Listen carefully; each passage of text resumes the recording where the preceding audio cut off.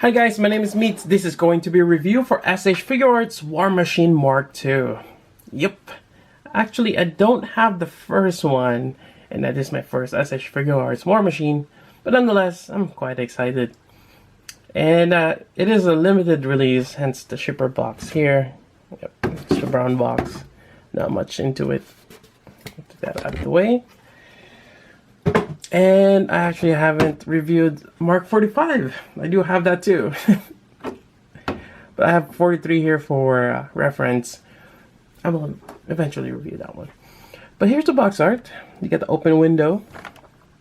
On the back side here, I showcase the little gimmicks here and there on Articulation. Quite nice. Yep. I'm not sure why they made this limited. Although that could differ from which area you are, but yeah, I had to special order this one. Yeah. Anyways, that's it for the box. Let's take a look inside. All right, here we go. And comparison with the Mark 43, in terms of weight, it feels like this is a little bit heavier. Although I don't think this contains any die-cast parts. Probably just the way the metallic paint kind of gives it a little bit of weight. This one is definitely a lot lighter in comparison, and he has that really nice kind of like a matte finish,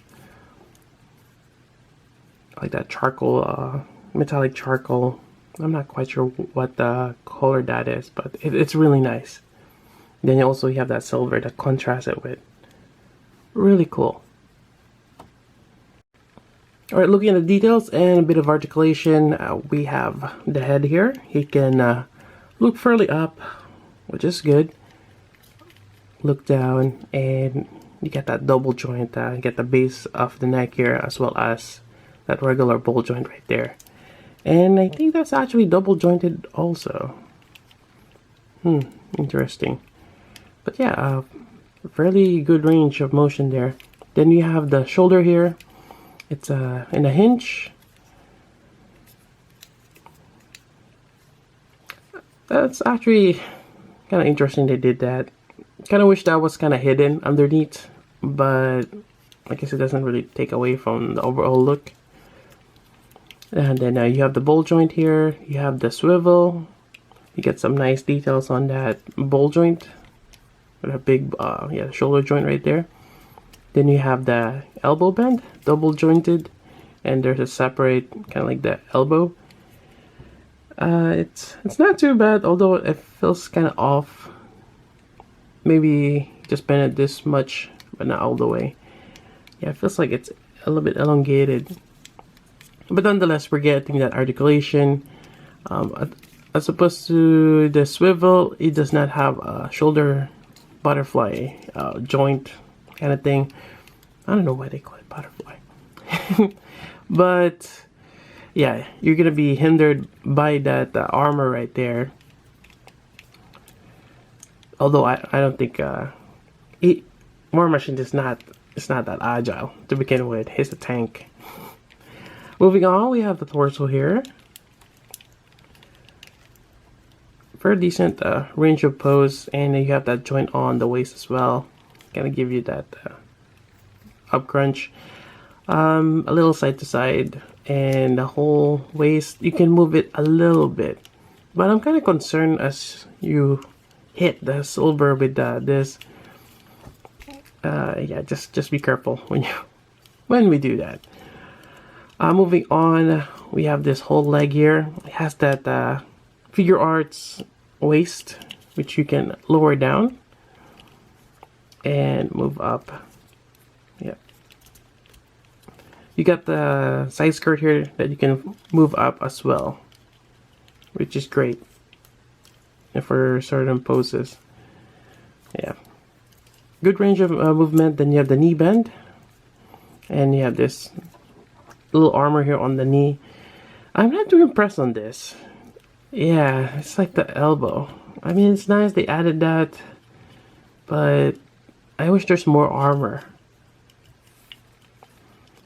But I guess it works well if you don't fully extend it. I think that's the key. But yeah, just looking back on the Mark 43, I should really have reviewed 45 first, but this one, I guess it's kind of the same, but yeah, this extra piece here. Maybe I'm just being really nitpicky on this one. Moving on, we have the ankle here. Not much movement. Then you have the toe joint. I'm not sure how the toe joint will work because of, well, okay, I guess this one moves also.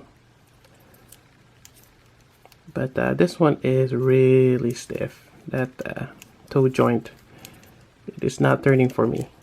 Well, I'm just gonna leave it at that. But the ankle, you can move to the side, which is great. And I think that fairly covers the articulation, and it's great. This is the Figuarts articulation, good range of motion. I'm just being nitpicky on certain things. Alright, moving on, we have this kind of like his blaster rifle or something that's mounted on the back. You have two ports there, and they even have that angled on the corner. You can only put it one way. And something tells me if you ever choose to have two War Machine Mark II, you can grab the other one and mount it here. So you have dual. Or if ever they decide to have a different set of armaments. But this is nice. And there's a swivel point on top there, and a hinge there, and feels like there's another joint there, but there's not. And oh, actually this one, there is another joint there. So quite cool. There is an effect part for this, which might as well go over it. There's two pegs, which just connects there quite nicely. There we go. And you can have him have the effect look like shooting. Really nice. Alright, so let's go over the different hands and as well as effect parts. Alright, for the hands, there's quite a variety of them. You have the closed fist right here. You have the open hands right here. And this is before the effect parts. They don't have a backplate though. Same thing with this one. So if you do decide to swap them out, I'm just gonna pop this one here. And maybe do this one. There's another pose in the box where it shows him saluting. So you can use that one, but you have to pop this backplate and swap it out. Yeah, unfortunately they didn't include that. I kind of wish they do. I'm not a fan of that. So there you go. You can have a War Machine saluting. Alright. Other than that, you have an effect, or actually this one, which has the pegs, and this one does have a backplate. And I actually tried to remove this. It seems to be in there fairly good. So yeah, I'm not sure why they added on this one. Maybe because of how it's molded in differently. The range of movement on this is going to be limited because of that backplate. So maybe that's why. But let's attach these. There we go. And on the other one. So like Iron Man, actually War Machine uses repulsor blast as well. So take that out. There we go. And effect parts. Here we go. We got the two small ones. Really nice effects. And I'm quite glad that they've included that. And on top of that, you're gonna have more. And this is where, when it's in flight mode. And actually, yeah, this is the part where I'm really happy they've included separately. Not just one effect part that you can use for the repulsor blast as well as the thrust effect. I mean, they could have done that, but I'm happy they didn't, because it is actually a little different. On the flight mode, you can have a bit more. It's more trailing also. And then you have this on the foot, just pegs in place. There we go. And there you have it. You have a War Machine and flight mode, and definitely it's nice that you can tilt the head up like so. And here we go, really great. Although I find that this hinge does get loose. Yeah. So again, quick remedy on that one: use some floor polish, clear or some clear gloss. Yeah, the clear floor polish, either Future or Pledge. Yeah, quite nice. This is really great. I can't really think of anything else on this other than, well, definitely you need to have a Tamashii stage act for a base. The one with a claw. I don't see any mounting points or peg connection. None in the instruction says that you can remove any of the panels on the back. But yeah, definitely a really great figure to have. Definitely recommend getting it. Really nice. Anyways, that's about it for the review. Hope you guys like it. If you have any questions, let me know. And some of your problems, where do you get your limited Figuarts? Well, you pre-order them. Typically, I pre-order in Ami, but the limited ones I actually pre-order at Nippon Yasan. And it's actually a great place to pre-order limited ones. But you might have to kind of, what do you call this? You have to be vigilant because you don't know when they'll be posted, and you just gotta be right there sometimes.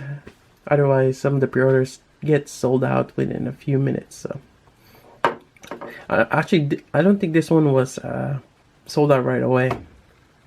Anyways, that's about it. Yeah. Anyways, so until then, this is Meads. Thanks for watching.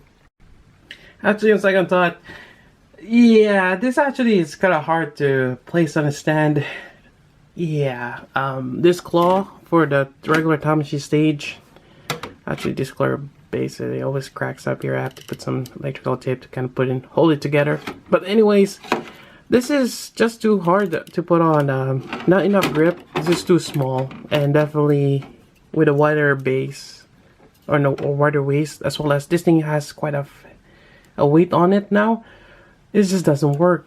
I think the only pose you can do with this is like what I've done is kind of clasp it on one leg and lean it like so. I mean, it's not too bad of an aerial pose, but I think that's the only secure way to put War Machine on an aerial pose. Yeah, interesting.